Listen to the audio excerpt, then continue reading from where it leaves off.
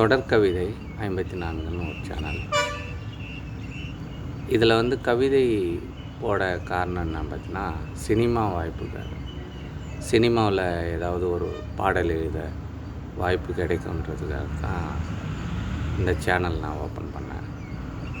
நியர்குடைன்னு ஒரு சின்ன கவிதை ஒன்று சொல்ல போகிறேன். நியர்குடை. பெண்ணே, நீ பள்ளிக்கு சென்றாய், உன்னை பார்ப்பதற்கு வந்து நின்று கொண்டிருப்பேன். நீ கல்லூரிக்கு சென்றாய், உன்னை பார்ப்பதற்கு நியர்கூடையில் வந்து நின்று கொண்டிருந்தேன். பெண்ணே, நீ வேலைக்கு சென்றாய், அன்றைக்கும் உன்னை பார்ப்பதற்கு வந்து நின்று கொண்டு தான் இருக்கிறேன். பெண்ணே,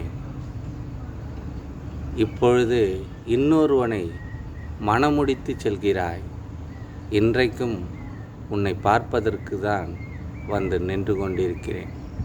பெண்ணே, ஒரு நாளாவது நீ செல்லும் பாதையில் நான் சென்றிருந்தால் உதிர்ந்த நியர்கூடை போல என் மனம் உதிர்ந்திருக்காதல்லவா? நன்றி.